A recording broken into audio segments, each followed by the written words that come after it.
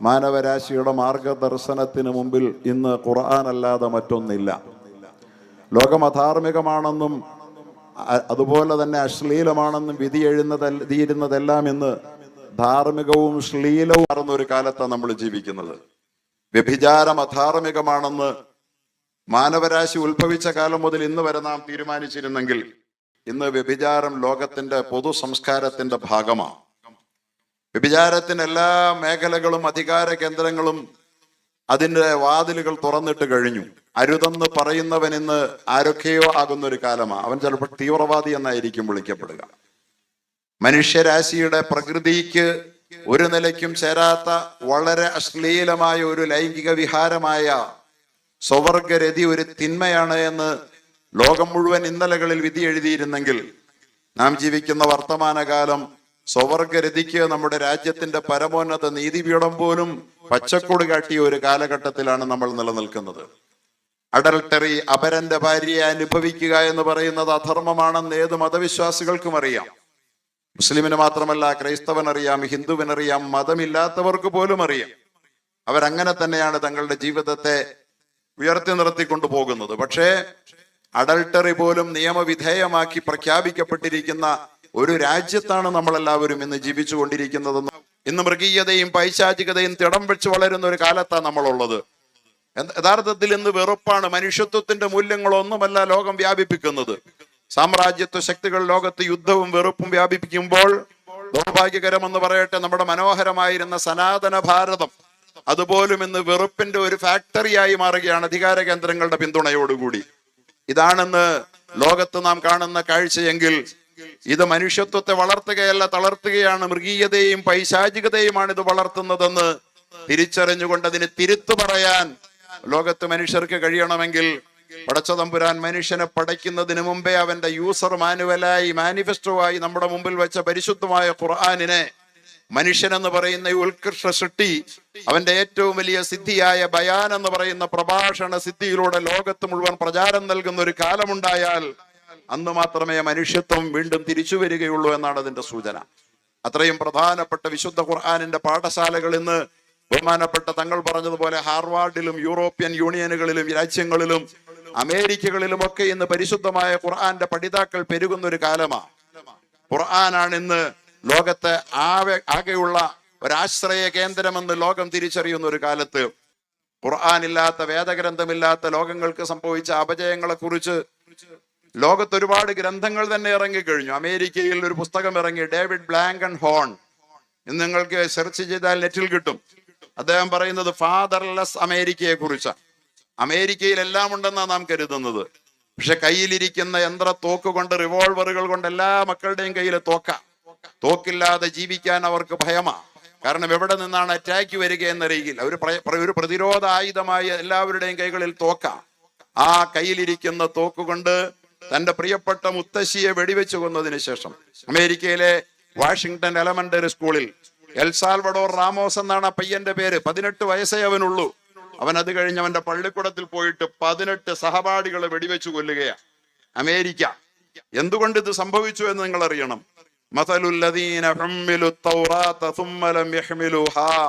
തൗറാത്ത് എന്ന് പറയുന്ന വേദഗ്രന്ഥം നൽകി അനുഗ്രഹിച്ച ഒരു ജനത യഹൂദികൾ, അതുപോലെ തന്നെ ഇഞ്ചീൽ നൽകിയ ക്രിസ്ത്യാനികളും അവരുടെ ജീവിത വ്യവഹാരങ്ങളിൽ നിന്ന് രാഷ്ട്രീയത്തിൽ മതത്തിന് സ്ഥാനമില്ലെന്ന് പറഞ്ഞ്, സാമൂഹിക ജീവിതത്തിൽ മതത്തിന് ഇടമില്ല എന്ന് പറഞ്ഞുകൊണ്ട് അവരവരുടെ വേദഗ്രന്ഥങ്ങളെ മാറ്റിവെച്ചപ്പോൾ മസലുല്ലദീന ഹുമ്മിലു തൗറാ, വേദഗ്രന്ഥം നൽകപ്പെട്ടവർ തുമ്മലം യഹ്മിലുഹാ, അത് ജീവിതം കൊണ്ട് ഏറ്റെടുക്കാൻ തയ്യാറാകാതെ വന്നപ്പോൾ ബിഅസ മസലുൽ ഖൗമില്ലദീന കഫറു ബിആയാത്തില്ലാഹ്, ദൈവികമായ മാർഗദർശനത്തെ അവഗണിച്ച ജനതയുടെ എക്സാമ്പിൾ ലോകത്തെ ഏറ്റവും വേഴ്സ്റ്റ് എക്സാമ്പിൾ ആണ്. ഏറ്റവും മോശം ഉദാഹരണം അവരുടേതാണ്. ഇന്ന് ലോകത്ത് മാരകമായ യുദ്ധം വിതയ്ക്കുന്നവർ, 50,000 ജനതയെ പട്ടിണിക്കിട്ട കൊന്നു തീർത്തിട്ടും മതിയാകാതെ ബാക്കി ജനതയെ പട്ടിണിക്കിട്ട് വംശഹത്യ നൽകാൻ അവർക്ക് പ്രേരണയാകുന്നത് വേദഗ്രന്ഥത്തിന്റെ പ്രേരണയാൽ പ്രചോദിതരായി ജീവിക്കാൻ അവർക്ക് കഴിയാതെ പോയ ദുരന്തത്തിന്റെ പേരിലാണ്. സയൻസും ടെക്നോളജിയും ലോകത്ത് സമാധാനം കൊണ്ട് തരികയില്ല എന്നാണ് ഇത് പഠിപ്പിക്കുന്നതെങ്കിൽ, പ്രിയപ്പെട്ടവരെ, നമ്മൾ അള്ളാഹുവിന്റെ ഗ്രന്ഥത്തിലേക്ക് മടങ്ങണം. അത് തൗറാത്തിന്റെ അനുയായികളെ കുറിച്ചാണ് അള്ളാഹ് പറഞ്ഞതെങ്കിൽ അത് ഇഞ്ചീലിന്റെ അനുയായികളായ ക്രൈസ്തവർക്കും ബാധകമാ. അത് ഖുർആന്റെ വക്താക്കളായ നമുക്കും ബാധകമാ. നമ്മൾ അള്ളാഹുവിന്റെ ഗ്രന്ഥത്തെ വലിച്ചെറിഞ്ഞ് നമ്മുടെ മക്കൾക്ക് അത് പഠിപ്പിക്കാൻ സന്നദ്ധമല്ലെങ്കിൽ നാളത്തെ തലമുറ നമുക്ക് തിരിച്ചു തരുന്നത് അപകടകരമായ തിരിച്ചടികളായിരിക്കുമെന്ന് നാം തിരിച്ചറിയണം. പറയുമ്പോ ധർമാധർമ്മ വിവേചനത്തിന്റെ അതിർവരമ്പുകളെല്ലാം തേഞ്ഞു പോകുന്ന മാഞ്ഞു പോകുന്ന ഒരു കാലത്ത് അടുത്ത ഒരു തലമുറയിലേക്ക് ധർമ്മത്തിന്റെ ഒരു ബോധം പകർന്നു നൽകാൻ ലോകത്തിന്റെ മുമ്പിൽ സൂര്യവെളിച്ചമായി ഉയർന്നു നിൽക്കുന്ന ദൈവികമായ ആകാശ ഗ്രന്ഥത്തിന്റെ പേരാണ് വിശുദ്ധ ഖുർആൻ. അതിലൂടെ അല്ലാതെ ധാർമ്മിക ബോധമുള്ള, സദാചാര ബോധമുള്ള, മാനവികതയുള്ള ഒരു തലമുറയെ പുനഃസൃഷ്ടിച്ചെടുക്കാൻ ലോകത്താർക്കും കഴിയുകയില്ല എന്ന് നാം തിരിച്ചറിയുന്ന ഒരു കാലത്താണ്. ബഹുമാനപ്പെട്ട തങ്ങളവറുകൾ പറയുകയുണ്ടായി, വിശുദ്ധമായ ഖുർആൻ നേരത്തെ ഉണ്ടായിരുന്നു, പക്ഷെ മഹാനായ പ്രവാചകൻ മുഹമ്മദ് നബി സല്ലല്ലാഹു അലൈഹി വസല്ലമയിലൂടെയാണ് അത് പ്രകാശനം ചെയ്യപ്പെട്ടത് എന്ന്. അത് വളരെ പ്രധാനപ്പെട്ട ഖുർആന്റെ സന്ദേശമാണ്. അർ-റഹ്മാനു അല്ലമൽ ഖുർആൻ ഖലഖൽ ഇൻസാന അല്ലമഹുൽ ബയാൻ. പരിശുദ്ധ ഖുർആനിൽ സൂറത്തുർ റഹ്മാനിൽ അല്ലാഹു പറഞ്ഞത് അങ്ങനെയാണ്. അർ-റഹ്മാൻ പരമകാരുണികനായ അല്ലാഹു, അല്ലമൽ ഖുർആൻ, അവൻ ഖുർആൻ എന്ന മാനിഫെസ്റ്റോയെ ലോകത്തിന് അഭ്യസിപ്പിച്ചു എന്നാണ് ആദ്യം പറയുന്നത്.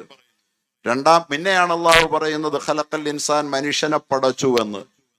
നോക്കൂ, അള്ളാഹുവിന്റെ ഏറ്റവും വിശിഷ്ടമായ ഗുണമാണ് റഹ്മാൻ എന്ന പരമകാരുണികൻ. അള്ളാഹുവിന് ഏറ്റവും ഇഷ്ടം അതാ. അതുകൊണ്ടാണ് എവിടെയും ബിസ്മില്ലാഹി അർ റഹ്മാനി അർ റഹീം ഒരുപാട് സിഫത്തുണ്ടായിട്ടും തന്റെ റഹ്മാൻ എന്ന ഗുണത്തെയാണ് അള്ളാഹു താല ഓരോ സൂറയുടെയും മുകളിൽ വെച്ച് തന്നത്. അതെപ്പോഴും നമ്മൾ ആവർത്തിക്കാൻ. മനുഷ്യൻ അള്ളാഹു നൽകിയ ഏറ്റവും വലിയ അനുഗ്രഹം എന്ന് പറയുന്നത് ഖുർആൻ എന്ന് പറയുന്ന ജീവിതത്തിന്റെ മാനിഫെസ്റ്റോ മുമ്പിൽ തന്നു എന്നതാണ്. രണ്ടാമത് അള്ളാഹു അനുഗ്രഹമായി പറഞ്ഞത് അവിടെ അതാണ്. മൂന്നാമത് പടച്ചതമ്പുരാന്റെ ഈ ലോകത്തെ ഏറ്റവും വിശിഷ്ട സൃഷ്ടിയാണ് മനുഷ്യൻ എന്ന് പറയുന്നത്. ആ ഇൻസാനെ മൂന്നാമതായി പറഞ്ഞു. നാലാമതായി അള്ളാഹു സുബ്ഹാനഹു വ തആല പറഞ്ഞു അല്ലമഹുൽ ബയാൻ. ഒരു മനുഷ്യന്റെ വ്യക്തിത്വം അതിന്റെ പൂർണ്ണ രൂപത്തിൽ പ്രകാശിതമാകുന്നത് അവന്റെ ഏറ്റവും മികച്ച സ്കിൽ, ഏറ്റവും മികച്ച ഫാക്കൽറ്റി അത് ബയാനാണ്, സംസാരിക്കാനുള്ള ശേഷിയാണ്. തന്റെ മനസ്സിൽ ഊറി നിറയുന്ന ആശയങ്ങളെ, ചിന്തകളെ, സങ്കല്പങ്ങളെ, വികാരങ്ങളെ, വിക്ഷോഭങ്ങളെ തന്റെ കലാം എന്ന തന്റെ ആശയ സംബോധന ശേഷി കൊണ്ട്, പ്രഭാഷണ പാടവം കൊണ്ട് ലോകത്ത് പ്രകാശനം ചെയ്യാൻ കഴിയുന്നു എന്നുള്ളതാണ്. അതുകൊണ്ടാണ് അറബി ഭാഷയിൽ മനുഷ്യനെ ഹയവാൻ നാത്തിഖ് എന്താ പറയുക, സ്പീക്കിംഗ് ആനിമൽ എന്നാ പറയുക. സംസാരിക്കുന്ന മനുഷ്യൻ, അക്ഷരങ്ങൾ കൂട്ടിച്ചൊല്ലാൻ കഴിയുന്ന, അതുകൊണ്ട് ആശയവിനിമയം നടത്താൻ കഴിയുന്ന സ്പീക്കിംഗ് സ്കില്ലാണ് മറ്റു ജീവികളിൽ നിന്ന് മനുഷ്യനെ വേറിട്ട് നിർത്തുന്നതെങ്കിൽ ലോകത്തെ ഏറ്റവും വലിയ അള്ളാഹുവിന്റെ സൂപ്പർലെറ്റീവായ അനുഗ്രഹമായ റഹ്മാൻ, അവന്റെ ഏറ്റവും സൂപ്പർലെറ്റീവായ അവന്റെ അനുഗ്രഹം ഖുർആൻ, സൂപ്പർലെറ്റീവ് സൃഷ്ടിയായ മനുഷ്യൻ, അവനിലെ ഏറ്റവും സൂപ്പർലെറ്റീവ് ഫാക്കൽറ്റി, അവന്റെ ഏറ്റവും വലിയ സ്കില്ലായ ബയാൻ, ഇത് നാലും ചേർന്ന് വരുമ്പോഴാണ് മനുഷ്യൻ അവന്റെ പൂർണ്ണത പ്രാപിക്കുക എന്നാണ് അള്ളാഹു താല പറയുന്നത്. അഥവാ നമുക്ക് അള്ളാഹു താല മക്കളെ തന്നിട്ടുണ്ടെങ്കിൽ, നാം മനുഷ്യനായിട്ടുണ്ടെങ്കിൽ, മനുഷ്യൻ വരും മുമ്പേ അള്ളാഹു താല അവന്റെ യൂസർ മാനുവൽ സമർപ്പിച്ചിട്ടുണ്ടായിരുന്നു എന്ന. എങ്ങനെ മനുഷ്യൻ പ്രവർത്തിച്ചാൽ മനുഷ്യൻ ഈ ലോകത്ത് വിജയിക്കാനാവും, ഒരു ധാർമ്മിക ജീവിയായി ഈ ലോകത്ത് ഉയർന്നു നിൽക്കാനാവും എന്ന് സൂചിപ്പിച്ചുകൊണ്ട് പ്രിയപ്പെട്ടവരെ, ജാമിയ ആയിഷ സിദ്ദീഖ അത് പെൺകുട്ടികൾക്കുള്ള വിദ്യാഭ്യാസമാണ്. പെൺകുട്ടികളുടെ വിദ്യാഭ്യാസത്തെ സംബന്ധിച്ച് നമ്മൾക്കൊക്കെ മുൻകാലങ്ങളിൽ ചില തെറ്റിദ്ധാരണകൾ ഉണ്ടായിരുന്നു എന്ന് പറയാതെ വയ്യ. പെൺകുട്ടികൾക്ക് അധിക വിദ്യാഭ്യാസമൊന്നും വേണ്ട. പക്ഷേ ഇസ്ലാം ഒരിക്കലും അത്തരത്തിലുള്ള വികലമായ ഒരു സങ്കല്പത്തെ ലോകത്ത് അവതരിപ്പിച്ചിട്ടില്ല. ആരാണ് ആയിഷ സിദ്ദീഖ? ഈ സ്ഥാപനത്തിന്റെ നാമധേയം ആ മഹദിയുടെ പേരിലാണല്ലോ. നിങ്ങൾക്കറിയുമോ, ഇമാം ബുഖാരിയുടെ സഹീഹുൽ ബുഖാരിയിൽ 4000 ഹദീസേ ഉള്ളൂ. 2000 ഹദീസുകൾ ബുഖാരിയിൽ മാത്രമായല്ല, 2000 ഹദീസുകൾ ഈ ലോകത്തിലേക്ക് റിപ്പോർട്ട് ചെയ്ത് പ്രവാചകന്റെ വിജ്ഞാന കേദാരത്തെ ലോകത്തിന് പകർന്നു നൽകിയ 18 വയസ്സ് മാത്രം പ്രായമുള്ളപ്പോൾ തന്നെ വിട്ടുപിരിഞ്ഞ പ്രവാചകന്റെ പാഠശാലയിൽ നിന്ന് തന്റെ ടീനേജ് പ്രായത്തിൽ ഏറ്റവും വിശദമായ നിലയിൽ ഇസ്ലാമിക വിദ്യാഭ്യാസം നേടി പ്രവാചക വചനങ്ങളെ ലോകത്ത് പകർന്നു കൊടുത്തിയ ഒരു മഹദിയുടെ പേരാണ് ആയിഷ റളിയല്ലാഹു അൻഹ. പെണ്ണെന്ന് പറയുന്നത് ഈ ലോകത്തെ ഒരു അപൂർവ സിദ്ധിയാണ് എന്ന് ഈ ലോകത്തെ കാട്ടിത്തന്നു. ഖദീജ റളിയല്ലാഹു അൻഹ മോശമായിരുന്നോ? മക്കയിലെ ഏറ്റവും വലിയ വ്യവസായ ശൃംഖലകളുടെ ഉടമസ്ഥയായിരുന്നില്ലേ? 7ഓളം കച്ചവട സ്ഥാപനങ്ങൾ, വലിയ വ്യവസായിയായ അബൂബക്കർ പോലും തന്റെ റോൾ മോഡലായി കണ്ടത് ഖദീജയെ ആയിരുന്നു എന്ന് ചരിത്രം രേഖപ്പെടുത്തുന്ന ഖദീജയാണ് നമ്മുടെ ഉമ്മുൽ മുഅ്മിനീൻ എങ്കിൽ പ്രിയപ്പെട്ടവരെ, അതുപോലെ തന്നെ ബനു മുസ്തലഖ് ഗോത്രത്തിന്റെ നേതാവായിരുന്ന അതിന്റെ തലവന്റെ മകളായിരുന്നു ജുവൈരിയ എങ്കിൽ ബനു നളീർ എന്ന് പറയുന്ന ജോതഗോത്രത്തിന്റെ നേതാവിന്റെ ഹുയയ് ഇബ്നു അഖ്തബിന്റെ മകളായിരുന്നു ബഹുമാനപ്പെട്ട സഫിയ്യ റളിയല്ലാഹു അൻഹ എങ്കിൽ നമ്മുടെ ഉമ്മുൽ മുഅ്മിനീനുകൾ ആരും മോശക്കാരികളായിരുന്നില്ല, അവർ ആരും ചില്ലറക്കാരായിരുന്നില്ല. അവരൊക്കെ സ്വാഭാവികമായും ജീവിതത്തിന്റെ ഉന്നതങ്ങളിൽ വിരാജിച്ചവരാണ്. അവരൊക്കെ ജീവിതത്തിന്റെ സുഖ സൗകര്യാദികളിൽ മതിമറന്ന് ജീവിച്ചവരാണ്. പക്ഷേ അള്ളാഹുവിലേക്ക് വന്നപ്പോ, അള്ളാഹുവിന്റെ പ്രവാചകന്റെ തിരുജീവിതത്തിലേക്ക് കടന്നു വന്നപ്പോ ആ മഹത്തുക്കൾക്കുണ്ടായ മാറ്റം നിങ്ങൾക്കറിയണമോ? സ്വാഭാവികമായും മനുഷ്യ സഹജമായി അവരെല്ലാം ജീവിതത്തിന്റെ നല്ല വിഭവങ്ങൾ വല്ലാതെ കൊതിച്ചിട്ടുണ്ടാവും. അവർ ജീവിച്ചു വന്ന പശ്ചാത്തലവും അത് തന്നെയാണ്.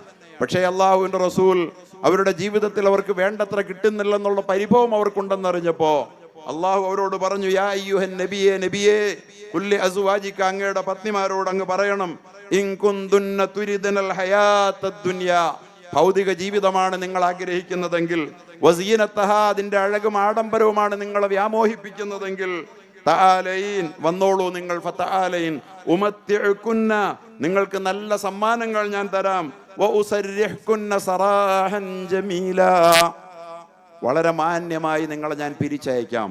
നിങ്ങൾക്ക് ഈ പട്ടിണിയും പരിവട്ടവും ഇല്ലായ്മയും വല്ലായ്മയുമായി ലാളിത്യത്തിന്റെ പരിസരങ്ങളിൽ ജീവിച്ച് പരലോകം സ്വപ്നം കണ്ടുള്ള എൻ്റെ ജീവിതത്തോട് സമരസപ്പെടാൻ നിങ്ങൾക്കാവുകയില്ലെങ്കിൽ നിങ്ങൾക്ക് വരാം, നിങ്ങളെ ഞാൻ മനോഹരമായി പറഞ്ഞയക്കാം എന്ന് പ്രവാചകൻ പറഞ്ഞിട്ട് ഒരു ഭാര്യമാരും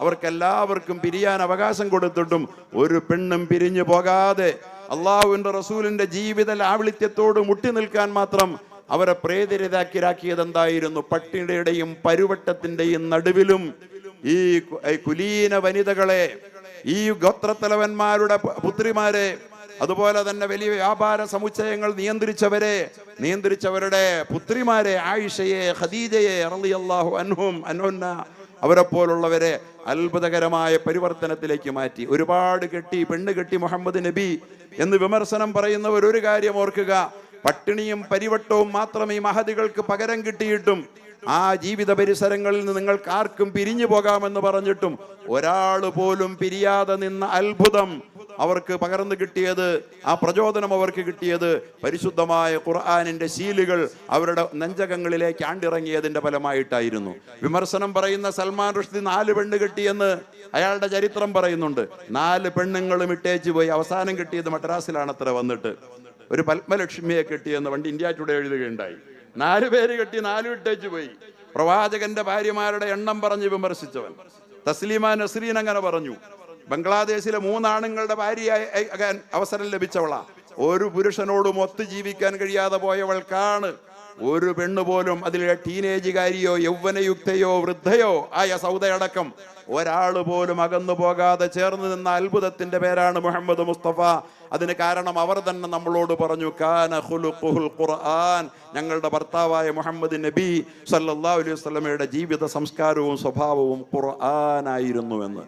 ആരെയും വശീകരിച്ച് നിർത്തുന്ന അത്ഭുതമാണ് ഖുർആൻ. നമ്മുടെ പ്രിയപ്പെട്ട പെൺമക്കൾ ആയിഷയെ പോലെ റളിയല്ലാഹു അൻഹ, ഖദീജയെ പോലെ റളിയല്ലാഹു അൻഹ, സൗദയെ പോലെ, സഫിയയെ പോലെ, ജുവൈരിയെ പോലെ റളിയല്ലാഹു അൻഹുന്ന പരിണമിക്കുന്ന ഒരു കാലമാണ് യഥാർത്ഥത്തിൽ ഈ അപകടം പിടിച്ച കാലഘട്ടത്തിന്റെ തിരുത്ത് എന്ന് സൂചിപ്പിക്കാൻ ഈ സന്ദർഭം ഉപയോഗപ്പെടുത്തിക്കൊണ്ട് മതഭൗതിക സമന്വയം എന്ന് നമ്മൾ പറയുന്നത് ഇസ്ലാമിന് അന്യമാണ്. ഇസ്ലാമിനെ സംബന്ധിച്ചിടത്തോളം വിജ്ഞാനത്തിൽ മതവും ഭൗതികവും ആത്മീയവും തമ്മിലൊരു തരംതിരിവ് ഒരു കാലത്തും ഉണ്ടായിട്ടില്ല.